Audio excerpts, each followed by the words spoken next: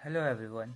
In this video, we are going to do a chapter named Project Management, Monitoring and Controlling of CMA Group 2 Operation Management.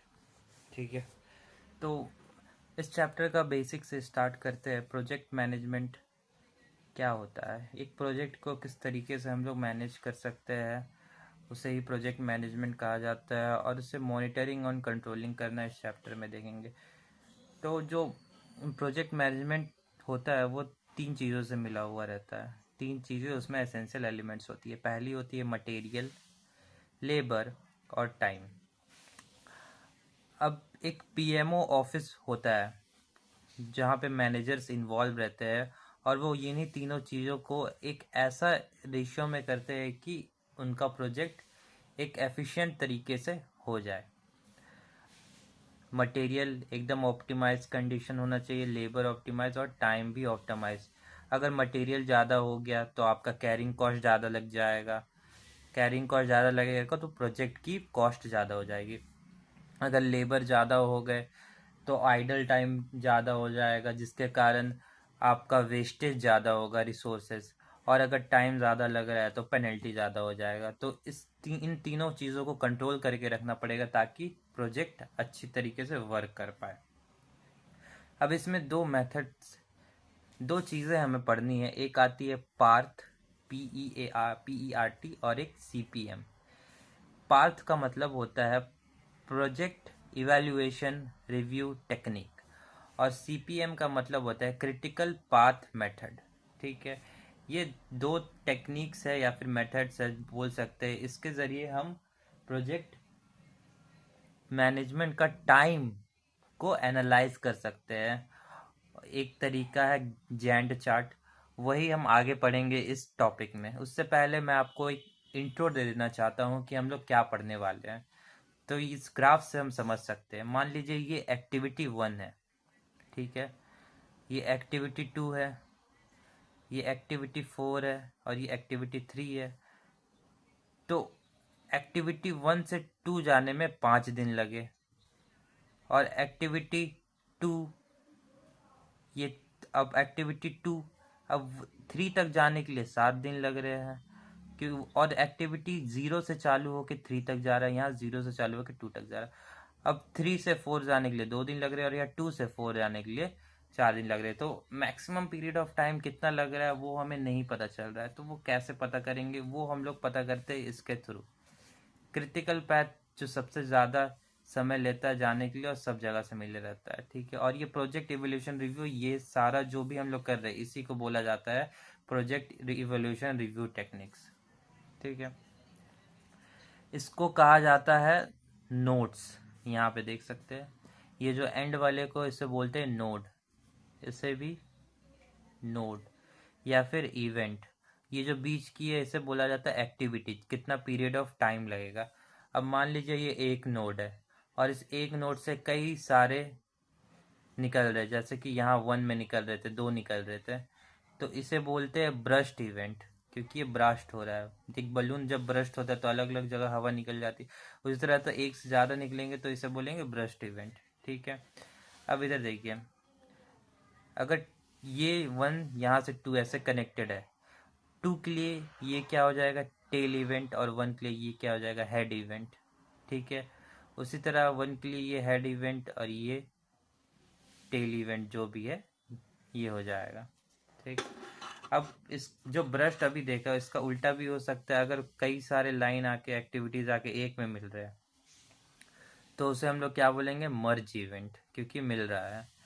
अब ऐसा situations भी आ सकता है question में, जब 1 से 3 तक गया लेकिन 3 के बाद ये रुक गया और इसके बाद एक्टिविटी 4 डायरेक्ट इससे कनेक्टेड है, तो यहाँ पे हम एक इमेजिनरी लाइन खींच देंगे और इसे हम लोग क्या बोलेंगे डमी एक्टिविटी। आपको ये तो पता है इस लाइन को एक्टिविटी बोलते हैं, एक्टिविटी। तो यहाँ एक इमेजिनरी जो लाइन खींचेंगे उसे हम लोग डमी एक्टिविटी बोलेंगे, ठीक है। अब without wasting of further time चलिए क्वेश्चन देखते हैं किसका। जैसे कि ये देखिए एक्टिविटी दिया हुआ 1 से 2, 1 से 3, 1 से 4, 2 से 5, 3 से 6, 3 से 7, 4 से 6, 5 से 8, 6 से 9, 7 से 8, 8 से 9 एक्टिविटी। और ये दिया है टाइम पीरियड। ठीक, 1 से 2 जाने में 2 दिन का समय लगा मान लीजिए, 1 से 3 जाने में 2 दिन का समय लगा, 1 से 4 जाने में 1 दिन का समय लगा, 2 से 5 जाने में 4 दिन का समय लगा। इसी तरह इस काम को करने के लिए इतना दिन से समय लगा। अब हम लोग यहाँ पे इसका ग्राफ सबसे पहले समझते हैं कि ग्राफ कैसे बनाया जाएगा। पहला क्या था, 1 से 2 में जाने के लिए 2 दिन का समय लगा, तो हम यहाँ बनाते हैं। यहाँ देखिए ये 1 है। अब 1 से 2 यहाँ गया, यहाँ पे कितना समय लगा, 2 दिन का। अब फिर देखते क्या दिया है, 1 से 3 में 2 दिन का समय लगा। अब 1 से 3 अलग जगह मिल रहा है तो भी कितना, 2 दिन का समय लगा। अब देखते हैं क्या बोल रहा है, अब 1 से 4 जाने में 1 दिन का समय लगा, तो 1 से 4 अलग निकालेंगे तो 1 दिन का समय लगा। ठीक है, अब नेक्स्ट देखते हैं, 2 से 5 जाने में 4 दिन का समय लगा, 2 हमने बना दिया था, तो 2 से 5 4 जो लगा। अब हमें सीक्वेंस वाइज ही जाना है, जो क्वेश्चन बोल रहा है 2 से 5 हो गया। अब देखिए 3 से 6, 3 यहाँ है, 3 से 6 जाने में हमें कितना समय लगा, 8। अब 3 से 7, 3 से 7 हमें जाने में कितना समय लगा, 3 से 7, 7 अलग निकालेंगे हम लोग, तो 7 में जाने के लिए 5 दिन लगा। अब 4 से 3 जाने के लिए हमें कितना लगा, यहाँ 4, 4 से 6 सॉरी 4 से 6 जाने में हमें 3 दिन लगा, यहाँ 3 लिख दिया। अब 6, 4 से 6 हो गया, 5 से 8 जाने में हमें 1 दिन लगा, तो यहाँ पे 5 था, 5 से हमने 8 लिख दिया, तो 1 दिन का समय लगा। अब 6 से 9 यहाँ से यहाँ तक गए हम लोग, तो यहाँ 5 दिन का समय लगा। और 7 से 8 जाने में 4 दिन का समय लगा। और 8 से 9, ये 8 है, ये 9 है, 8 से 9 जाने में 3 दिन का समय लगा। तो ये हम लोगों का पर्थ बन गया, प्रोजेक्ट एवोल्यूशन रिव्यू टेक्निक इसे बोला जाता है। ठीक है, ये पर्थ बन गया डायग्राम। अब इसमें हमें 2 चीज़ें निकालनी रहती है। पहला रहती है अर्लीस्ट टाइम, जिसे ई से डिनोट किया जाता है, और दूसरा होता है लेटेस्ट टाइम, एल से डिनोट किया जाता है। अब लेटेस्ट टाइम निकालने से पहले हमें अर्लीस्ट टाइम निकालना पड़ेगा, क्योंकि जहाँ पे अर्लीस्ट टाइम खत्म होगा वहीं से लेटेस्ट टाइम चालू होगा। ठीक है, तो अब अर्लीस्ट टाइम देखते हैं कैसे होगा। ठीक है, यहाँ पे आप ध्यान से देखिए ग्राफ को, आप आराम से समझ जाओगे। जब E1, ये 1 है, E1 यहाँ पे तो कुछ नहीं है, टाइम 0 लग रहा है, तो ये 0 हो गया। ठीक है, अब हमें सीरियल वाइज आना है, 1 से 2। अब 1 से 2 ये क्या हो गया, E2। 1 से 2 जाने में कितना समय लगा, 2 दिन, तो यहाँ 2 लिख दिए। अब 2 के बाद क्या आता है, 3 आता है। अब तीसरा तीसरा यहाँ पे है, तो ये कहाँ से कनेक्ट है, ये 0 से कनेक्ट है, 1 से कनेक्ट है। यहाँ पे E1 कितना है, 0, और इसे फिर यहाँ तक जाने में कितना दिन लगा, 2 दिन, तो E3 is equal to 2 days हो जाएगा। अब 3 के बाद आता है 4।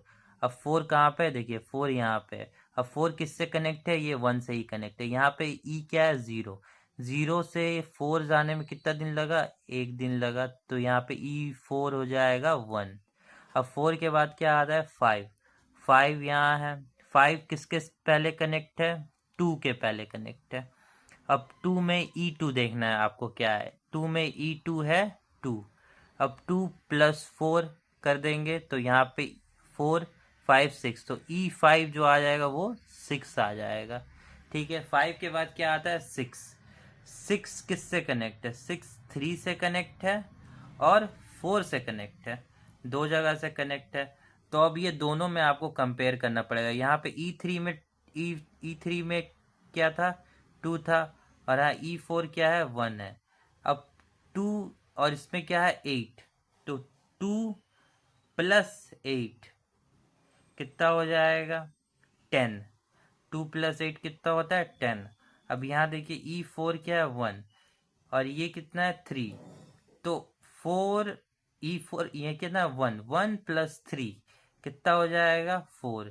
तो इन दोनों में से बड़ा कौन सा है, 10 बड़ा है, तो 10 हो जाएगा, E6 10 हो जाएगा। अब 6 के बाद क्या आता है 7। अब 7 से पहले कौन कितना है, सिर्फ एक ही लाइन है, तो सिर्फ E3 को देखेंगे। E3 कितना है 2। 2 यहाँ पे कितना एक्टिविटी लग रहा है 5, तो 5 + 2 7, तो E7 हो जाएगा 7। अब 7 के बाद आता है 8। 8 में 2 कनेक्ट है, उससे पहले 7 है और 8 के पहले इसमें 5 है। और E5 हम लोग का कितना है 6, और E7 कितना है हम लोग का 7। तो इसमें 6, इसका एक्टिविटी 1 है, तो 6 + 1 कितना हो जाएगा 7। ये दोनों में कंपेयर करना होगा 7, और ये कितना है 7 + 4। 7 + 4 11, तो इन दोनों में से बड़ा कौन सा है 11। तो E8 जो हो जाएगा वो हम लोग का 11 हो जाएगा। अब E8 के बाद क्या आता है 9। ठीक है 9। अब इसमें भी 2 कनेक्ट है, तो 2 कनेक्ट में से आपको देखना है बड़ा कौन सा है। तो E8 क्या है हम लोग का 11। 11, और ये 9 के पहले वाला जो कनेक्टेड है ये 6 है, तो E6 क्या है हम लोग का 10।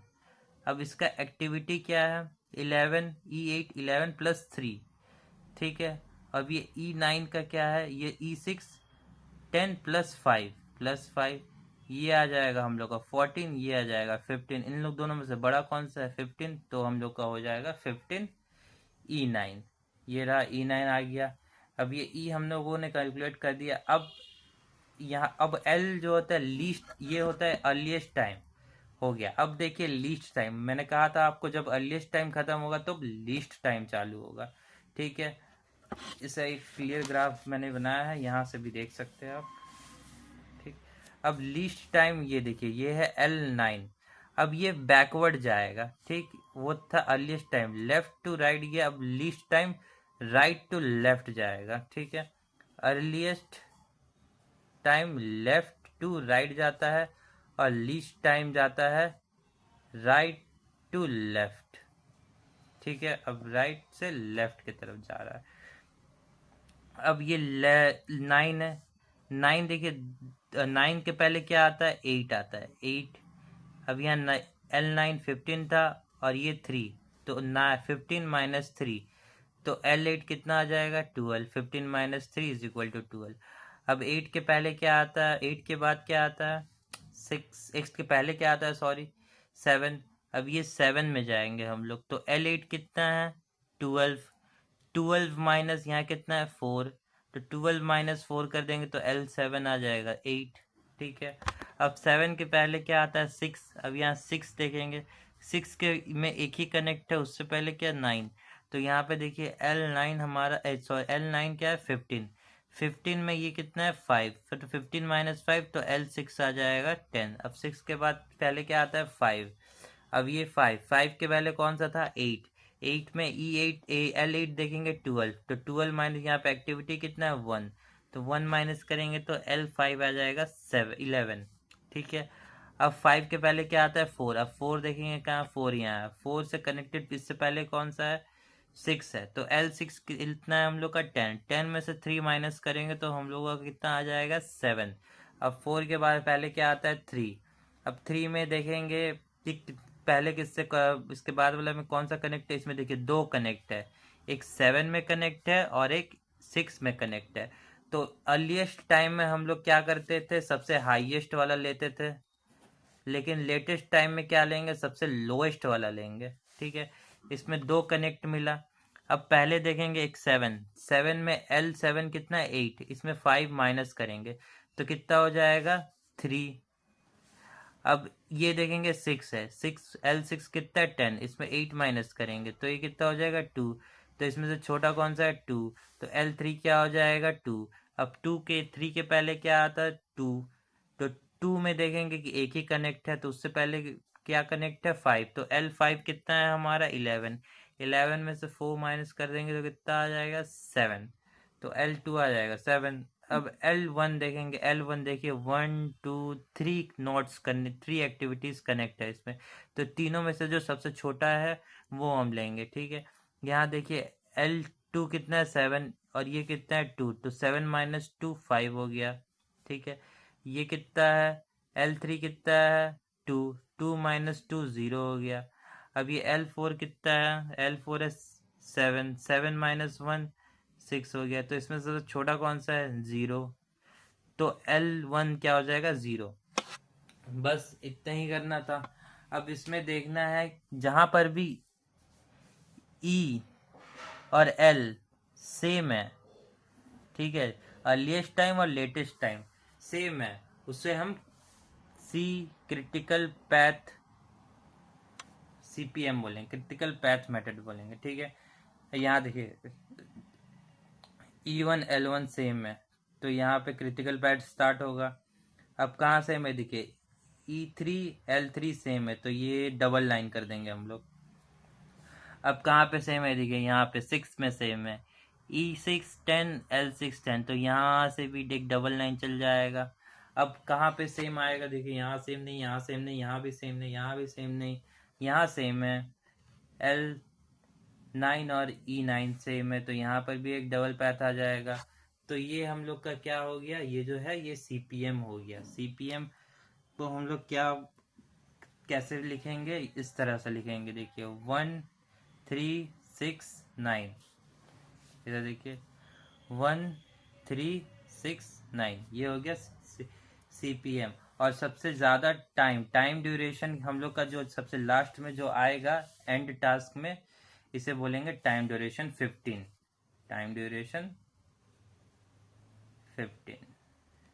बस यही दो चीज़ें आप लोगों को क्वेश्चंस में निकालनी होगी, आपका बन जाएगा।